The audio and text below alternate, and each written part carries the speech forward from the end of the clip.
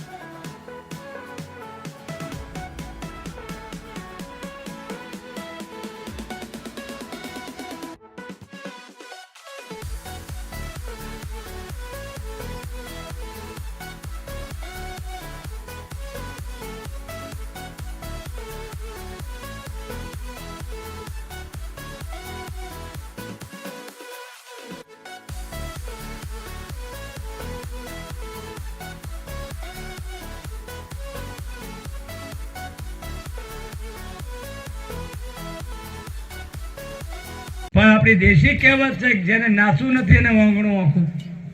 આ કોંગ્રેસની નીતિ હવે એને લોકિત સિવાય કોઈ દાડો જ નથી। હમણાં બોલ્યા રામ મંદિરમાં અમે નહીં આવીએ, બોલો કેમ? આ રાજનીતિ થઈ તો તમારા બાપ દાદા 60 વર્ષ લગી આ ધરતીમાં રાજ કર્યું દેશમાં, તો તમે કેમ નહીં કીધું ભાઈ મંદિર અમે બનાવીએ? તમને કોણે રોકેલા? તમને હાઈવે બનાવવાનું કોણે ના પાડ્યું? તમને કોણે ના પાડી હતી? મેડિકલ કોલેજોમાં તો આ બધું માત્ર બહાનાબાજી। એમને ખબર છે રામ મંદિરમાં જો દર્શન કરવા જાય તો એમની જે જમાત છે આ બધા રિહાઈ જાય અને વોટ કોંગ્રેસે નહીં હાલે, એટલે એ લોકો મંદિરમાં જાય જ નહીં। સાહેબ, અમારો સંકલ્પ હતો, ભારતીય જનતા પાર્ટીના મેનિફેસ્ટોમાં કીધું હતું કે અમે સત્તા પર આવીશું તો મંદિર અમે બનાવીશું, અને આ દેશની જનતા નરેન્દ્ર મોદીના ઈશારા પર આજે ખડી છે। એનો પરચો તમને ટીવીમાં જોઈ લો ને, 22 તારીખે દેશ આખો આવે અયોધ્યા। કોંગ્રેસનું કાવતરું હતું પૂરા દેશમાંથી સનાતન ધર્મને ભડકાવીને ટુકડા કરવાના। આ દેશના વડાપ્રધાન શ્રીએ સનાતન ધર્મને આજે એક કરીને અયોધ્યા બધાને મોકલ્યા છે। સાહેબ, આ આપણો ઇતિહાસ છે। આ ઇતિહાસ બહુ લાંબો છે ને એટલા માટે કહીએ કે કોંગ્રેસની કોઈ હેસિયત નથી।